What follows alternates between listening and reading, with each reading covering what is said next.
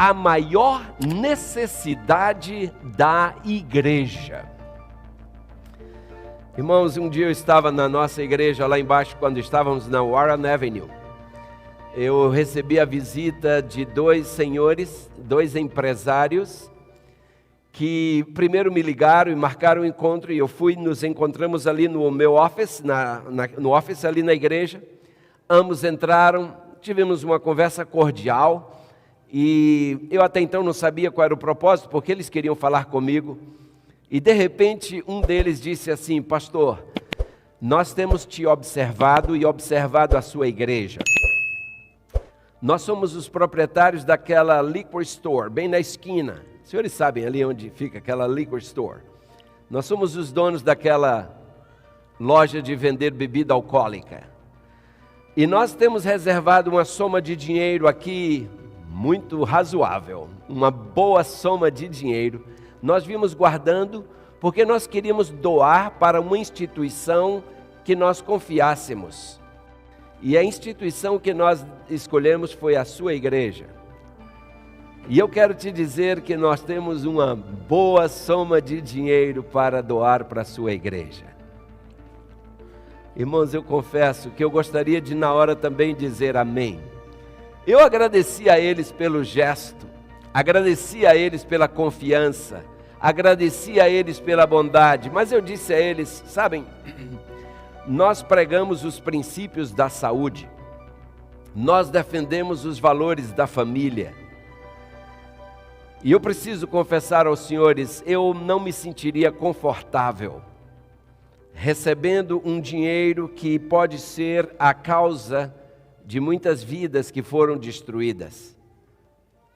Esse dinheiro pode ter sido conquistado à custa de lares destruídos pela bebida alcoólica.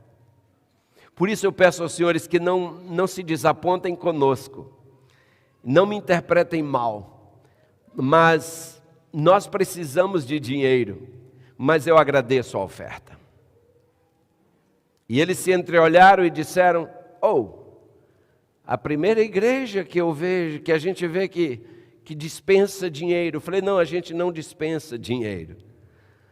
Mas dependendo da procedência do dinheiro, a gente pensa duas vezes. A maior necessidade da igreja, qual seria? Dinheiro?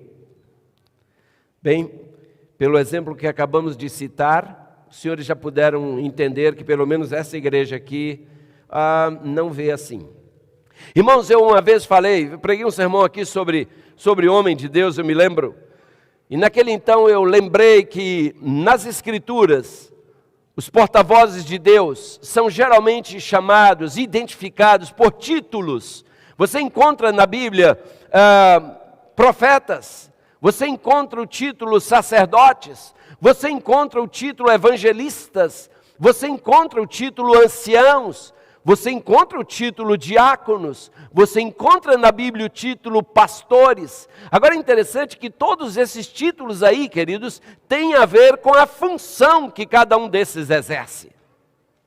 Agora, tem um título na Bíblia que tem a ver com o caráter. E esse título é Homem de Deus. Para você receber o título de pastor, você só precisa ocupar a função de pastor. Para receber o título de diácono e assim sucessivamente, você só precisa ocupar aquela função e aquele título tem a ver com a função. Mas para receber o título de homem de Deus, oh boy, aí sim, seu caráter tem que ser um caráter a toda prova. Geralmente, meus queridos, nós encontramos esse título, no Velho Testamento a gente encontra esse título pelo menos usado cerca de 70 vezes. E ali tem alguns homens como Moisés, como o próprio Samuel. Nós temos ali Davi, nós temos Elias, temos também o caso de Eliseu e alguns outros que poderíamos mencionar, que são chamados de homens de Deus. E em cada caso onde o termo homem de Deus aparece, o termo se refere a um porta-voz de Deus, um representante de Deus. E encontramos depois várias ocorrências também no Novo Testamento. Agora chama-me a atenção a maneira especial como Paulo usa esse termo em 1 Timóteo. Eu quero voltar a ler com os senhores 1 Timóteo capítulo 6, aqueles versos que nós lemos inicialmente. Se pudermos dar uma rápida lida novamente, porque veja que aqui Paulo falando a Timóteo, ele diz: mas tu, ó homem de Deus, foge destas coisas e segue a justiça, a piedade, a fé, o amor, a paciência, a mansidão. E aí ele segue, irmãos, com a sua lista. Irmãos, 4 características de um homem de Deus são vividamente destacadas nesse texto. Interessante que esse texto mostra que um homem de Deus, primeiro, uma característica, é que esse homem de Deus, ele foge. Paulo manda ele fugir, foge dessas coisas. Depois, um homem de Deus, ele é conhecido não apenas pelo que aquilo do que ele foge, mas também conhecido por aquilo que ele busca.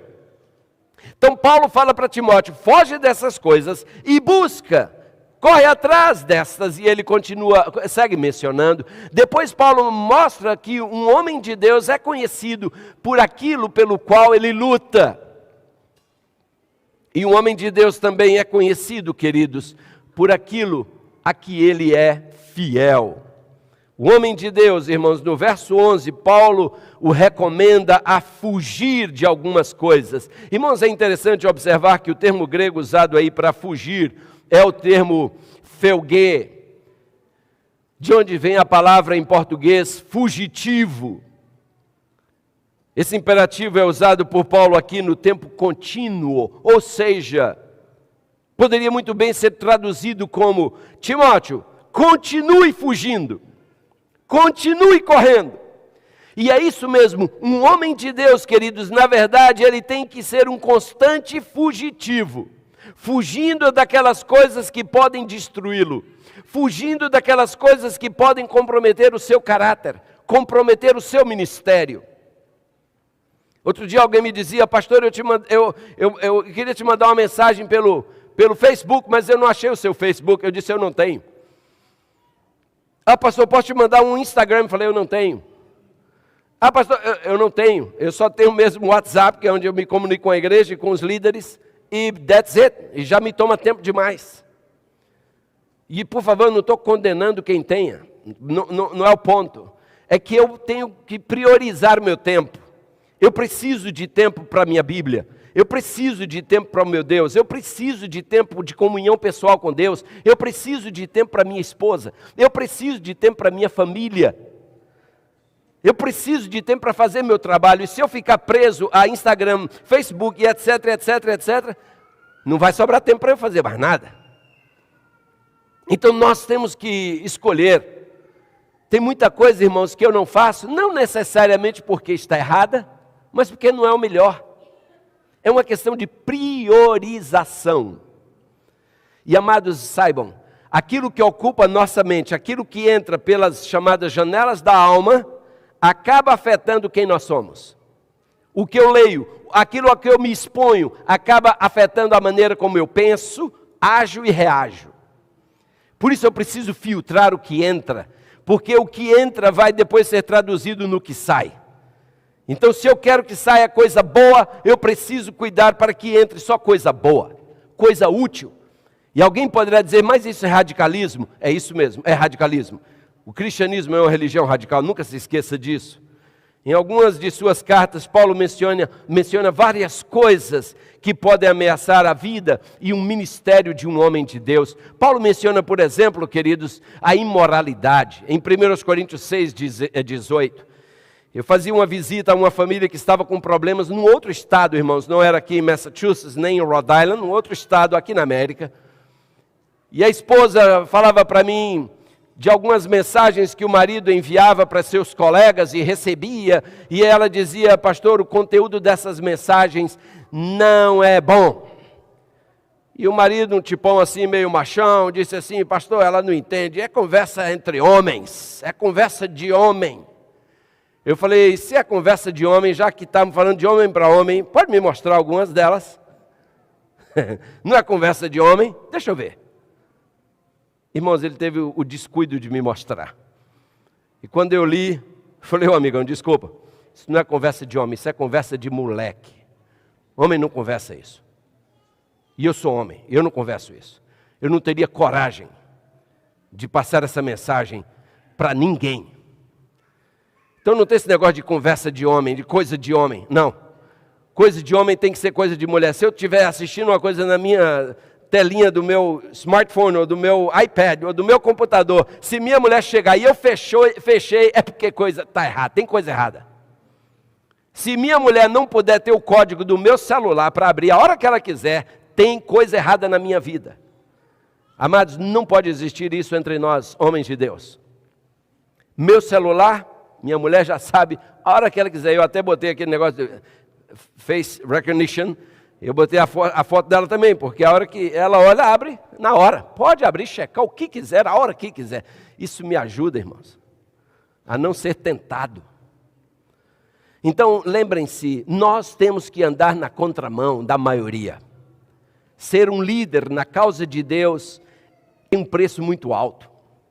Porque nós vamos ver daqui a pouco um texto onde Deus vai nos cobrar muito mais alto do que do resto do pessoal. Paulo fala para Timóteo fugir da imoralidade e nos manda fugir, como homens de Deus, fugir da imoralidade, da idolatria, nos manda fugir dos falsos ensinos. Paulo nos manda fugir dos desejos da mocidade. E a lista prossegue, irmãos. Por uma questão de exiguidade de tempo, eu não vou me alongar nela. Um homem de Deus é conhecido não apenas pelas coisas das quais ele foge, mas é também conhecido especialmente por aquelas coisas atrás das quais ele corre, as coisas que ele busca.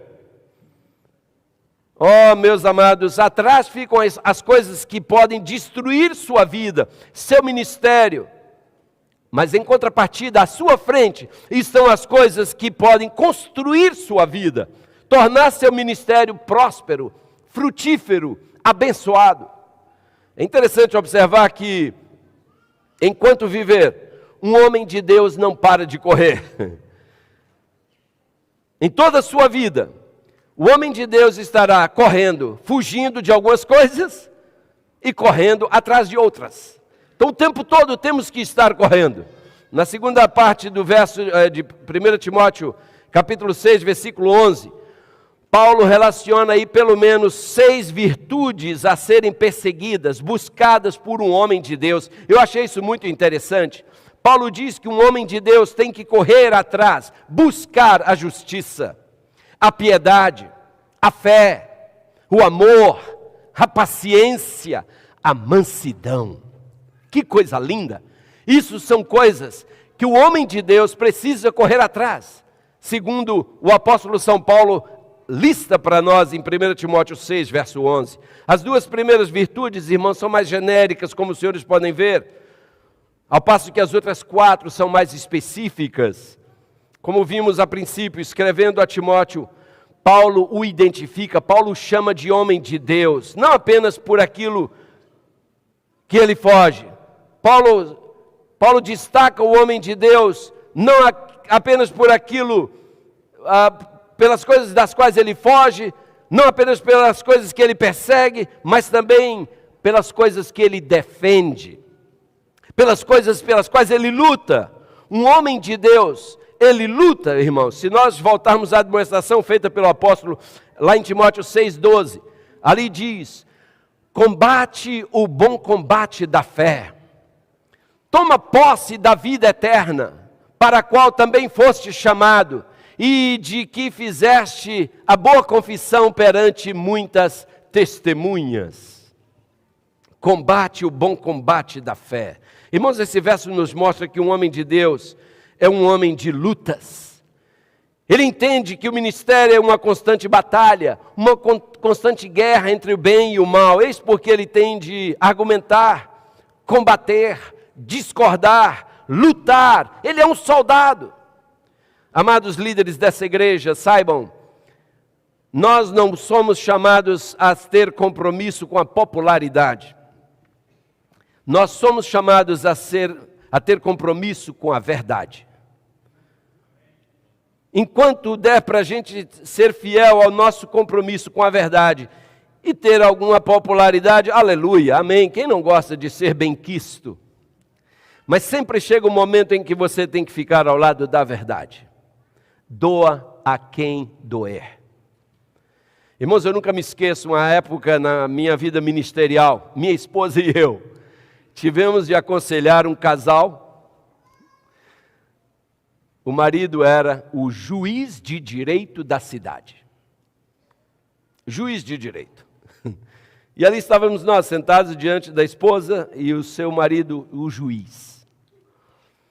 E ela expôs o problema que estava acontecendo, e ele tentou se justificar, e eu disse a ele: você está errado.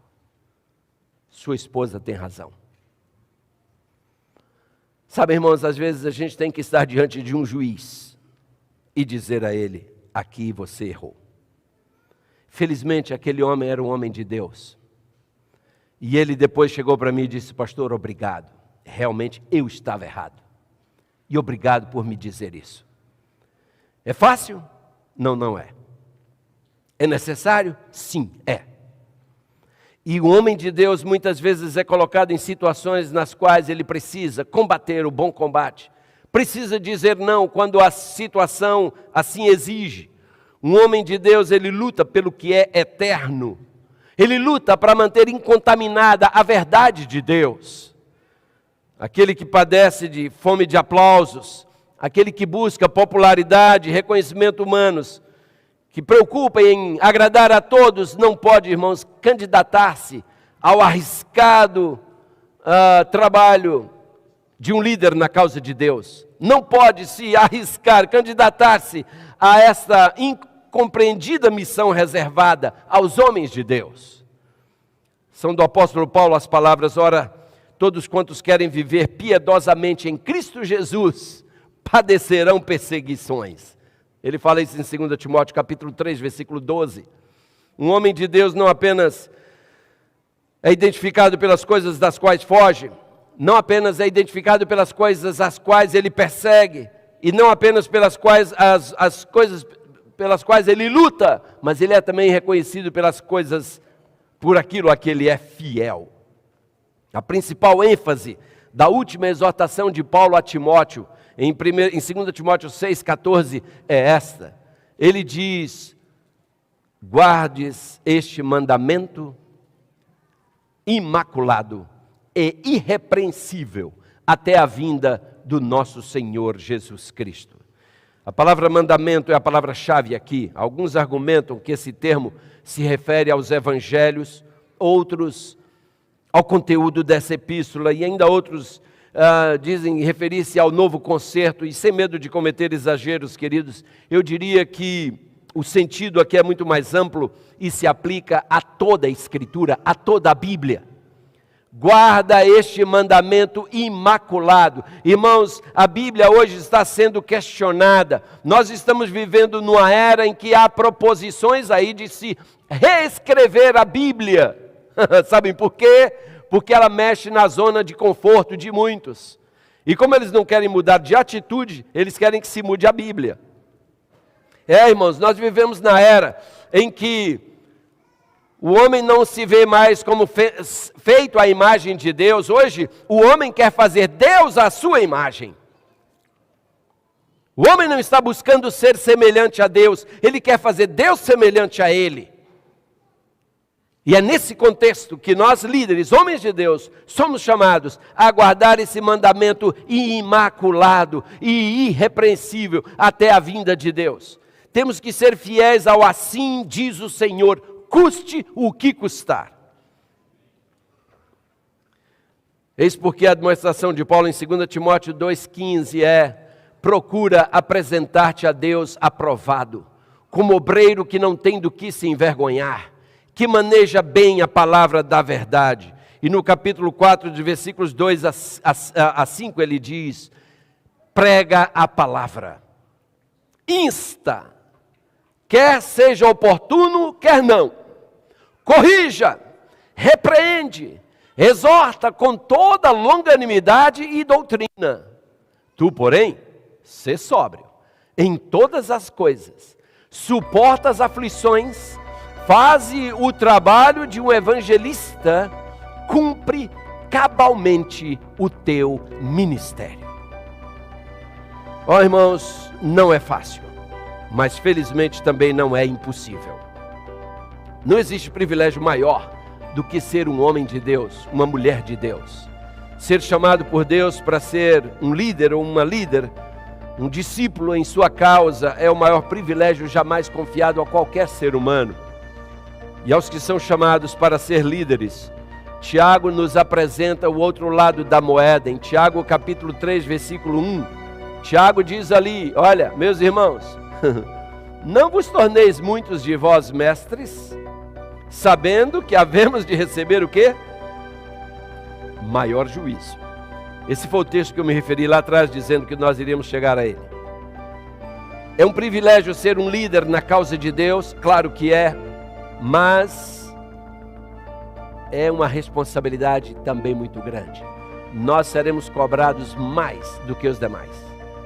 Havemos de receber maior juízo.